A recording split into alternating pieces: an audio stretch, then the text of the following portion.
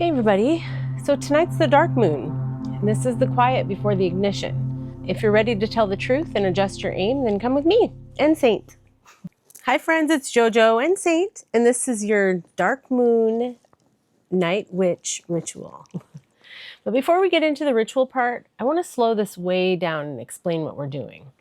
Especially if you're new to witchcraft, ritual, or working with the moon. It can be a little daunting sometimes. But witchcraft doesn't have to be complicated or intimidating. In fact, at its core, it's pretty simple. It's just working intentionally with symbols, nature, and your own awareness. That's why I love it. Like, there's not really any rules. It's all about intention. And an altar is just a focus point. So it's a place where you gather objects that help your mind and body drop into presence. Hence, my altar here, right? Yes. For the dark moon, we're not manifesting or setting intentions or goals or anything yet. We're just clearing the space and getting honest. And that's why this altar is so simple. And I'll go into the altar a little bit more with you in just a minute. But the dark moon is a space of emptiness, honesty, and clearing. It's before you set your intention on the new moon, which is the day after the dark moon, or in this case, tomorrow. So we're gonna clear today, and then you can set your intentions tomorrow. But dark moon energy is the in-between. It's not the launch or the celebration, which is like the new moon and the full moon. It's the in-between, and it's where you get real about what you want and what's in the way. Because you gotta make space. You gotta make space for the good stuff. And because we're in Sagittarius territory, this isn't just about feelings, it's about trajectory. That word is so hard for me to say, trajectory. So where are you aiming? What story is guiding your choices, and is it true? All right, so before we open the circle, I love you too. So before we open the circle, let's take a moment with your altar and gather with anything that you need, and be sure to get a paper and pen as well. I need to get a paper and pen as well. Okay, now I'm ready. Are you ready? I'm ready. All right, so for this Sagittarius dark moon, make sure that you choose objects that reflect truth, fire, and release. If you don't know what those are, you can look those up. The internet should tell you quite easily. And you might have a candle, but don't light it yet, because we're gonna light it when we open the circle next. You could have an arrow for direction, and it can be something as simple as a written arrow on a piece of paper, which is what I have here. It just reminds us that before we do anything, we get clear about where we're actually aiming. And then you could, if you have a feather, that represents truth, but not like a heavy truth. It's just a light truth, nothing dramatic. Now, if you're using crystals, you don't need a huge collection or anything. You don't need any deep knowledge of crystals. So I'm using stones that support clarity and truth. I have lapis lazuli for truth, wisdom, inner vision, speaking honestly. And then I have obsidian. Pretty much always have obsidian on my altar. It's for protection. And then clear quartz I always have on my altar. It's for clarity, amplification, and focus. So if you're gonna get any crystal, if you're just gonna get one crystal, definitely get a clear quartz. It's like one of the best all-around stones. It's inexpensive. It's just a good one to always have. Yeah. Crystals aren't magic on their own. They're just anchors, and they help your attention stay present. Herbs or incense work the same way. So I have a couple of herbs here. The scent just kind of gives your body a signal that something intentional is happening. So you can, for this ritual, you can use herbs like sage or bay leaf, cedar, cinnamon. Use what you have or just skip it entirely. It's up to you. I have some cinnamon. Ooh, it smells good. This is for courage, fire, and activation. It's masculine. And then my favorite, mugwort. I love mugwort. It's just so witchy. And this is mugworts for intuition, inner sight, and dreaming. But nothing is required. And, you know, there's no perfect altar. There's only what feels true. Okay, let's open the circle. You can light your candle now.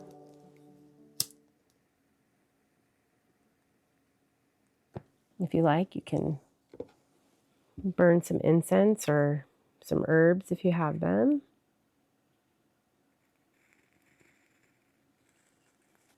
I call in the guardians of this threshold.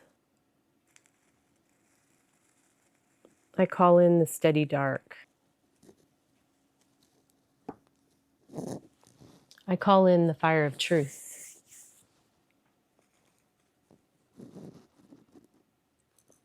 May what is false fall away, and may what is real rise to the surface.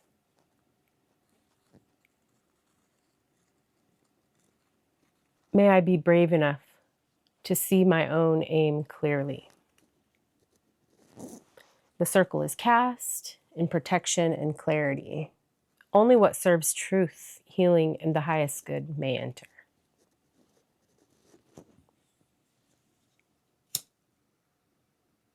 And so it is.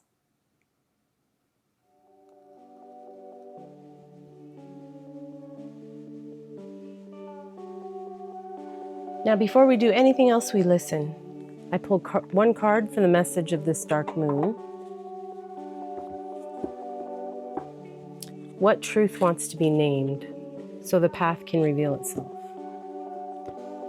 If you want this card to be for you, just say, I receive this as a mirror, not a verdict.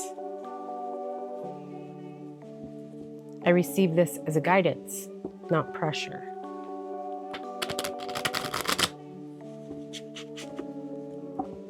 I receive this as a lantern in the dark.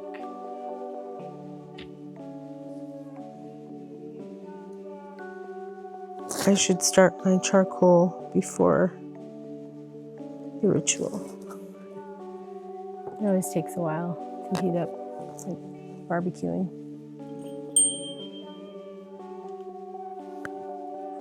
There we go. Beautiful. Toss some cinnamon on top of that. Cute.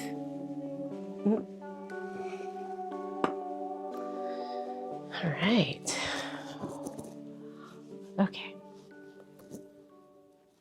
Okay, the card is Psychopomp. I just learned what this meant. It says Soul Guide, Transition.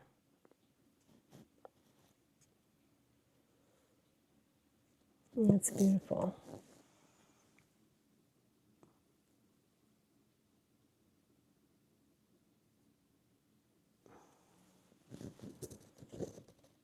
Looks like a picture of a goddess, like maybe the Venus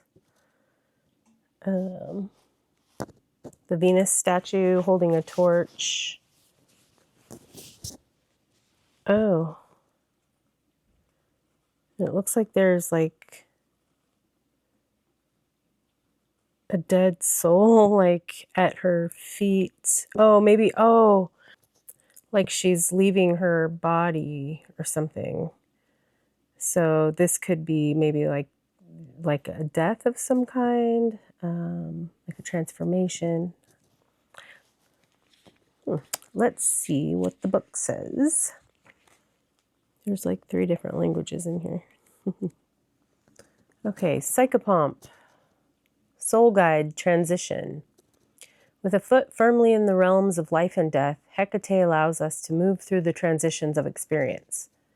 From our lowest ebb, she can lift us up once more, peeling back the layers of mundanity to expose a shining spiritual being. From the dark night of the soul, Hecate's torchlight beckons us to not accept any obstacle, even death, whether figurative or literal. Walking the path is all about transitioning from one phase to another. So I think that goes very well with our theme for tonight, which is dark moon release. I will speak for myself and say that 2 moons ago, I believe, the Scorpio new moon was really, if you haven't watched my other episodes prior to this episode, it was really intense. I my shadow came, and I had some really intense experiences. And I felt like I've been going through, it's like, I think in astrology, it's called like the hero's arc or something like that, because it starts with Scorpio and the underworld and the transformation, joining the real world again after the transformation. That was the Gemini moon, which was next, I believe. And then now we're in Sagittarius moon, which is about taking what we've learned and moving forward with it. It's a fire sign. It's about action. So, and actually in a lot of my research through this hero's arc stuff, the word psychopomp did come up. So this definitely resonates with me personally. If any of you have also been feeling like you've gone through some kind of a transformation recently, or you know, it could be that you feel like you're like in the depths of things, you know, and you're in the deep. And with the holidays here, that a lot of people can feel that way. I've felt that way many times over the years. So if that's the case, just understand that it's for your greatest good. And sometimes when things are darkest, that means that something's going to turn around. So I pray and wish that you find that peace. And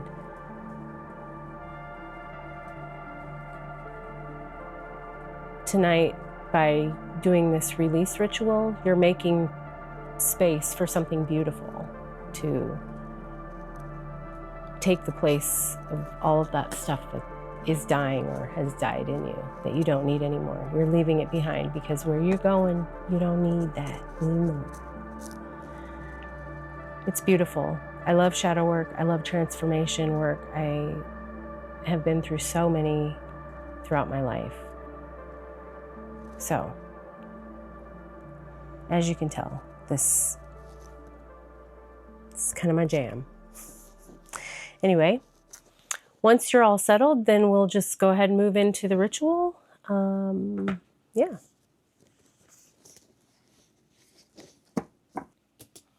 Get a drink of water, shake your body, and get ready.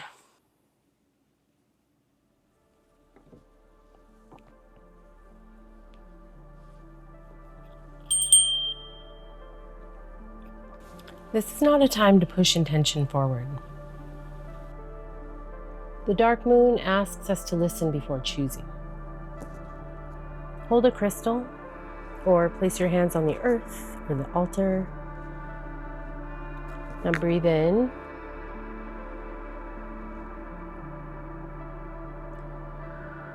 And release.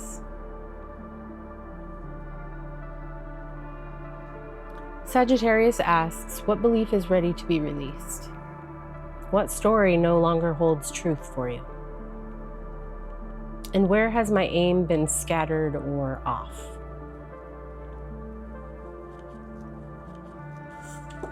So go ahead and think about what needs to be released now.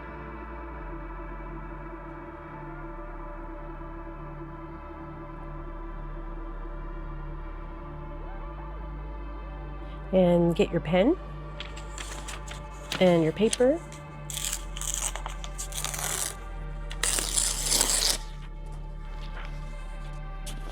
And write something that you're ready to release.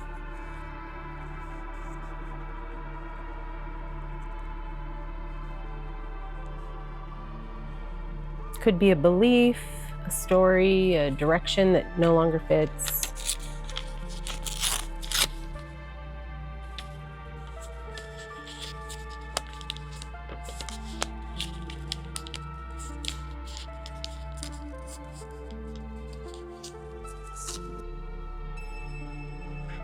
And now you can place that paper safely in the flame, or tear it up gently and set it aside.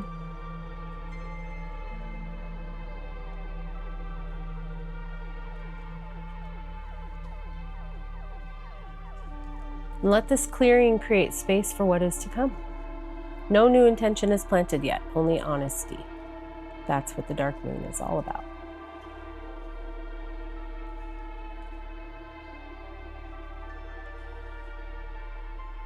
And now, in the emptiness that remains, notice what feels lighter. You don't need to decide anything tonight. Just let your inner compass recalibrate.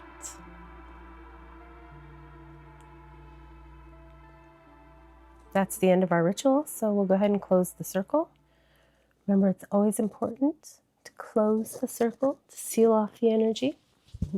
I thank the Sagittarius dark moon for truth without urgency and clarity without force. May what is false fall away, and may the path reveal itself in time.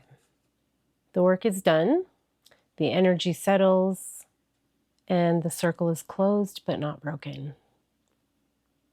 And it is done.